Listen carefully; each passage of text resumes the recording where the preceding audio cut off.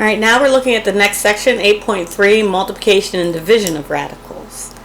So just like I pulled it apart when I was simplifying, you can put it back together.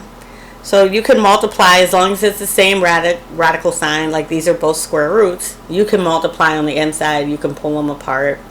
So square root of 3 times square root of 5, you can multiply the 3 times 5 and it stays inside the radical. So we have 3 square root of 15. So what's on the outside gets multiplied together and what's on the inside gets multiplied together. And then we always take a look to make sure if we can simplify it in any way, then we do that. I can't for this case. So number 2, I can multiply on the outside the negative 5 and 6. So I get negative 30. And then 10 times 2 gives me 20. This one I can break down because 20 is 4 times 5. And 4 is a perfect square, so I get negative 30 times 2 times the square root of 5, which is negative 60 times the square root of 5. Number 3, again, I can multiply everything's inside radical, so 12 times 3 gives me 36. N to the third times n is n to the fourth. And everything here is a perfect square now, so I can take the square root. Square root of 36 is 6. Square root of n to the fourth is n squared. Our next section, we're distributing. So we have to take what's on the outside of the parenthesis and multiply it by everything on the inside. And the same rules apply. If it's on the outside of a radical, then those things can be multiplied and what's on the inside can get multiplied. So for the first term, I would get 2 times the square root of 24 plus square root of 8 times square root of 2 is square root of 16. 24 can be rewritten as 4 times 6. Square root of 16 is just 4, so I can take that. I end up with 2 times 2, because that's what this is. So I end up with 4 square roots of 6 plus 4.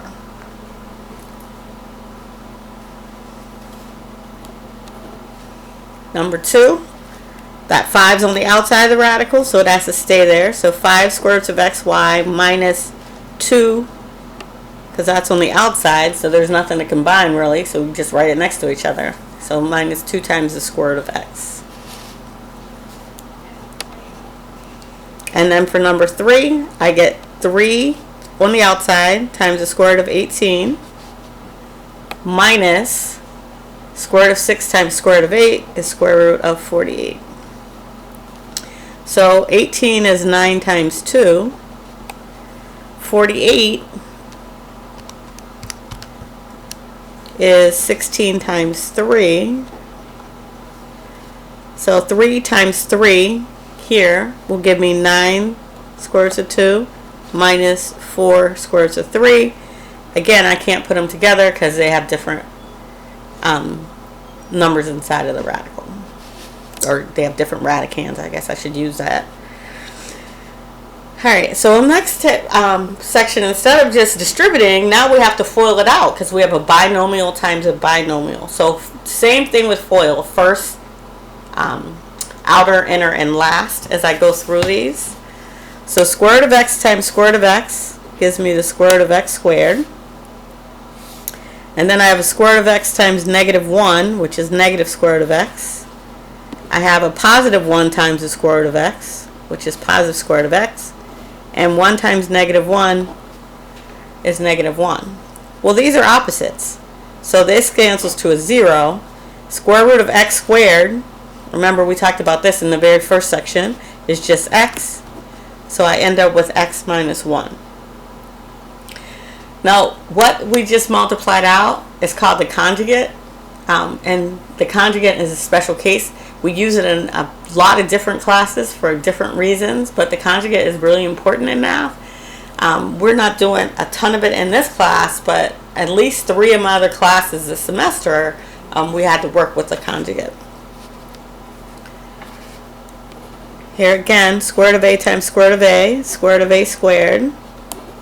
Then I get minus 4 square roots of a. Here I get plus 4 square roots of a.